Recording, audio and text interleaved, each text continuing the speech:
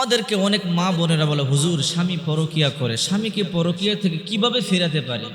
আবার অনেক ভাইয়ের আমাদেরকে বলে, হুজুর স্ত্রীরা পরকিয়া করে, কিভাবে স্ত্রীদেরকে পরকিয়া থেকে ফেরাতে পারি?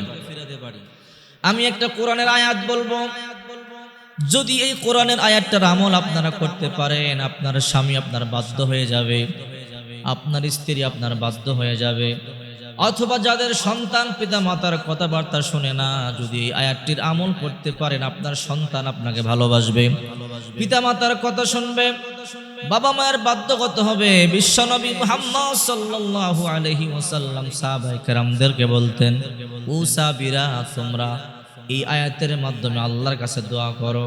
যদি তোমরা এই আয়াতের মাধ্যমে আল্লাহর কাছে দোয়া করো, আল্লাহ তোমাদের সংসারটাকে সুন্দর করে দিবে, স্বামী স্ত্রীর মধ্যে আল্লাহ তাআলা মুহাব্বত বৃদ্ধি করে দিবে, সন্তানদেরকে পিতা মাতার বাধ্য করে দিবে। এমন স্ত্রী আল্লাহ তাআলা দান করবে, অথবা এমন স্বামী আল্লাহ তাআলা দান করবে যে স্বামীর কারণে কলিজা ঠান্ডা হয়ে যাবে। এই জন্যে সূরাতুল ফুরকান 19 নম্বর পারা 5 নম্বর পৃষ্ঠা 6 নম্বর লাইনের 74 নম্বর আয়াত। আমি আবারও বলছি, ভালো করে মনে রাখবেন। 19 নম্বর পারা 5 নম্বর পৃষ্ঠা 6 নম্বর লাইনের সূরা ফুরকানের 74 নম্বর আয়াত। রব্বানা হাব লানা মিন আজওয়াজিনা ওয়া যুররিয়াতিনা কুররাতা আয়ুনিন ওয়াজআলনা লিল মুত্তাকিনা ইমামা। এই আয়াতের মাধ্যমে আল্লাহর কাছে দোয়া করবেন। এই আয়াতের অর্থ হলো, হে আমাদের পালনকর্তা, আমাদের স্ত্রীদের পক্ষ থেকে, আমাদের সন্তানদের পক্ষ থেকে আমাদেরকে চোখের শীতলতা দান করো। রাসূল করিম সাল্লাল্লাহু আলাইহি ওয়াসাল্লাম বলেন, যখন কোন স্ত্রী এই দোয়া করবে, তার স্বামী তাকে তার মন থেকে ভালোবাসবে। আবার যখন কোনো স্বামী দোয়া করবে, তার স্ত্রী তাকে মন থেকে দোয়া করবে, ভালোবাসবে। যখন কোনো পিতামাতা এই দোয়া করবে, তাদের সন্তানেরা পিতামাতার বাধ্যগত হবে। আপনার স্বামী পরকিয়া করে, আপনার স্বামী অন্য মেয়ের সাথে সেটিং করে, আপনার স্বামী অন্য মেয়ের সাথে জেনা করে, আপনি এই দোয়ার মাধ্যমে আল্লাহর কাছে চোখের পানি ছেড়ে কান্না করুন, ইনশাআল্লাহ আপনার স্বামী ফিরে আসবে, আপনার স্বামী আপনারে ভালোবাসবে, আপনার স্বামী তার জীবন থেকেও বেশি আপনাকে ভালোবাসবে। অথবা যদি কারো স্ত্রী পরকিয়া করে, যদি কারো স্ত্রী অন্যের সাথে দুঃসম্পর্ক করে জেনা করে, আপনার স্ত্রীকে আপনি ফিরাতে পারেন না, আপনি আয়াতের মাধ্যমে দোয়া করবেন, ইনশাআল্লাহ অল্প দিনের মধ্যে আল্লাহ তাআলা আপনার স্ত্রীকে আপনার বাধ্যগত বানিয়ে দিবে, আপনার স্ত্রীকে আপনার কাছে ফিরিয়ে দিবে। এমন একদিন হবে, আপনার স্ত্রী তার জীবন থেকেও বেশি আপনাকে ভালোবাসবে। রব্বানা হাব লানা মিন আজওয়াজিনা ওয়া যুররিয়াতিনা কুররাতা আয়ুনিন ওয়াজআলনা লিল মুত্তাকিনা ইমামা।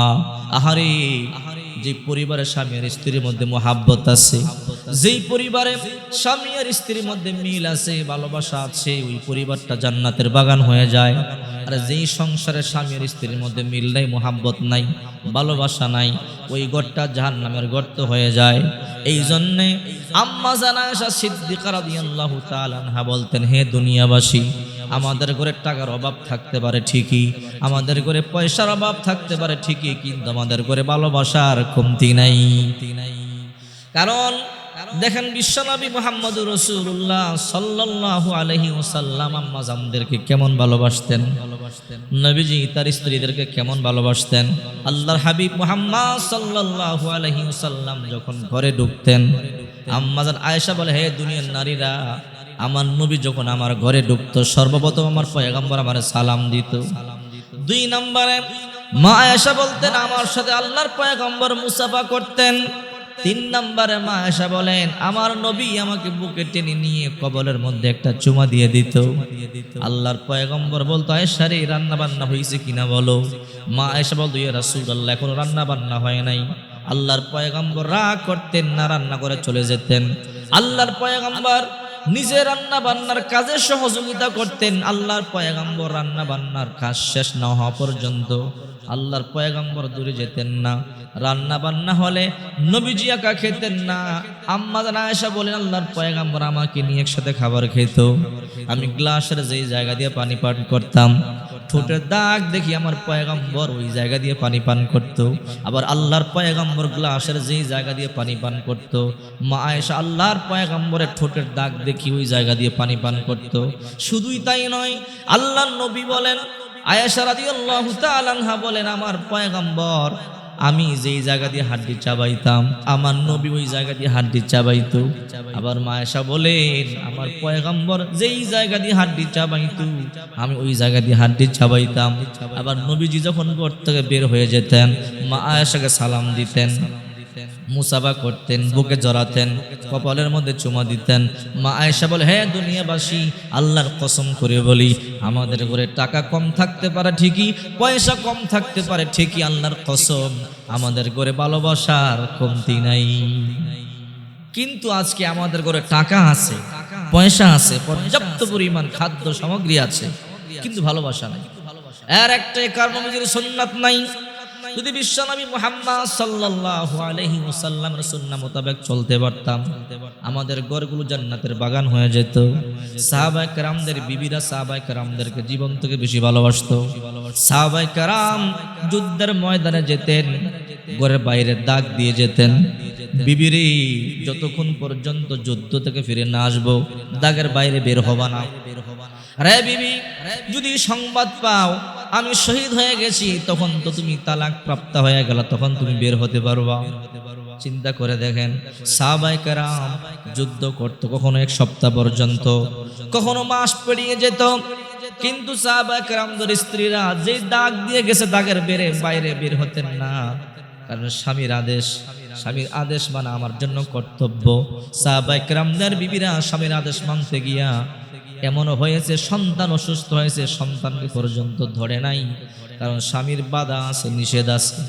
এই জন্য আল্লাহর হাবিব বিশ্বনবী মুহাম্মদ সাল্লাল্লাহু আলাইহি ওয়াসাল্লাম বলেন, স্বামীর স্ত্রীকে আল্লাহ বানিয়েছেন একে অপরের কল্যাণের জন্য, একে অপর উপকারের জন্য। এই জন্যই তো আল্লাহ পাক রব্বুল আলামিন বলেন, হুন্না লিবাসুল লাকুম ওয়া আনতুম লিবাসুল লাহুন্না। স্বামীর স্ত্রী একে অপরের ভূষণ, স্ত্রী স্বামীর জন্য ভূষণ, স্বামী স্ত্রীর জন্য ভূষণ। যদি কোনো স্বামী তার বিবির মুখের মধ্যে খাদ্য তুলে দেয় এটা সওয়াব হয়, আবার কোনো বিবি যদি স্বামীর মুখের মধ্যে খাদ্য তুলে দেয় সওয়াব হয়। স্বামীর স্ত্রী তাকিয়ে থাকলেই সওয়াব হয়, স্বামীর স্ত্রী হাসি ঠাট্টা করলে রহমতের বৃষ্টি নাজিল হয়। স্বামীর স্ত্রী যখন একটু আনন্দ করে আল্লাহ পাক রব্বুল আলামিন তাকিয়ে হাসে। এ ফেরেশতারা, তোমরা বলেছিলে আদমকে আমি যেন না বানাই, আর আমি আদমকে বানাইলাম, দেখো স্বামীর স্ত্রী বানাইলাম। এই আদম সন্তান দুনিয়াতে গিয়ে স্বামীর স্ত্রীর মধ্যে কত মিল মোহাব্বত, স্বামীর স্ত্রীর মধ্যে কত ভালোবাসা, এত ভালোবাসা দেওয়ার পরও আমি আল্লাহকে ভুলে নাই। এ ফেরেশতারা সাক্ষী থাকো, এই আদম সন্তানের জন্যই আমি জান্নাত বানিয়ে রেখেছি। এই জন্য আমি বলবো, হে মা বোনেরা, যদি আপনার স্বামী আপনার কথা না শোনে, আপনি সূরা ফুরকানের ৭৪ নম্বর আয়াতটা বেশি বেশি পড়বেন। রব্বানা হাব লানা মিন আজওয়াজিনা ওয়া যুররিয়াতিনা কুররাতা আয়ুনিন ওয়াজআলনা লিল মুত্তাকিনা ইমামা। রব্বানা হাব লানা মিন আজওয়াজিনা ওয়া যুররিয়াতিনা কুররাতা আয়ুনিন ওয়াজআলনা লিল মুত্তাকিনা ইমামা। অতি দ্রুত আপনার স্বামী আপনার কাছে ফিরে আসবে, আপনাকে ভালোবাসবে, এমন অবস্থা হবে আপনার স্বামী তার জীবন থেকে আপনার বেশি ভালোবাসবে। অথবা হে যুবক ভাইয়েরা, যদি আপনার স্ত্রী আপনাকে ভালো না বাসে, আপনি এই আয়াত বেশি বেশি পড়বেন। রব্বানা হাব লানা মিন আজওয়াজিনা ওয়া যুররিয়াতিনা কুররাতা আয়ুনিন ওয়াজআলনা লিল মুত্তাকিনা ইমামা। সেদিন বেশি দূরে নয়, এমন একদিন আসবে আপনার স্ত্রী আপনাকে তার জীবন থেকে বেশি ভালোবাসবে, আপনার স্ত্রী আপনাকে তার জীবন থেকে বেশি মুহাব্বত করবে। অথবা সন্তান যদি কথা না শুনে, এই আয়াত বেশি বেশি পাঠ করবেন। রব্বানা হাব লানা মিন আজওয়াজিনা ওয়া যুররিয়াতিনা কুররাতা আয়ুনিন ওয়াজআলনা লিল মুত্তাকিনা ইমামা। এমন একদিন আসবে আপনার সন্তান আপনার কথায় উঠবে আর বসবে, আপনার কথা ছাড়া আপনার সন্তান কোথাও যাবে না। আপনার সন্তান আপনার কথায় উঠবে, আপনার কথায় বসবে। এই জন্য আমার আপনার প্রিয় নবী মুহাম্মদ সাল্লাল্লাহু আলাইহি ওয়াসাল্লাম সাহাবায়ে কেরামদেরকে বলতেন, ও সাহাবীরা, ইয়া আইয়ুহাল্লাযীনা আমানু কু আনফুসাকুম ওয়া আহলিকুম নারা। তোমরা নিজেরা জাহান্নামের আগুন থেকে বাঁচো, তোমাদের আহাল পরিবার পরিজনদেরকে আগুন থেকে বাঁচাও। এই জন্য বিশ্বনবী মুহাম্মদ সাল্লাল্লাহু আলাইহি ওয়াসাল্লাম বলেন, তোমরা নিজেরাও বাঁচো, আহাল পরিবারদেরকেও জাহান্নাম থেকে বাঁচাও। আহারে, একটা মা একটা বাবা তার সন্তানকে জীবন থেকে ভালোবাসে। কোনো মা চায় না তার সন্তানের পায়ের মধ্যে একটা কাঁটার আঘাত লাগুক, কারণ একটা মা তার সন্তানকে জীবন থেকে বেশি ভালোবাসে। কিয়ামতের ময়দানে যখন মা দেখবে তার সন্তান আগুনের মধ্যে দাও দাও করে জ্বলে, কোনো মা সহ্য করতে পারবে না। আহারে, এই জন্য আমি বলি, হে ভাইয়েরা, হে মা বোনেরা, হে যুবক ভাইয়েরা, জাহান্নাম থেকে বাঁচো। নিজেরা কোরআন তেলাওয়াত করো, নামাজ পড়ো। যদি তোমাদের উপরে হজ ফরজ হয়, হজ্জে বাইতুল্লাহ করো, আল্লাহর হুকুম পালন করো, যাকাত প্রদান করো, দান সদকা করো, হালাল খাদ্য ভক্ষণ করো। যতক্ষণ পর্যন্ত হালাল খাদ্য ভক্ষণ না করবা, কিয়ামত পর্যন্ত ইবাদত করলেও আল্লাহ তাআলা কোন ইবাদত কবুল করবে না। হালাল খাদ্য আপনাকে খেতে হবে। হালাল খাদ্য না খেলে কিয়ামত পর্যন্ত ইবাদত করলেও আল্লাহ ইবাদত কবুল করবে না।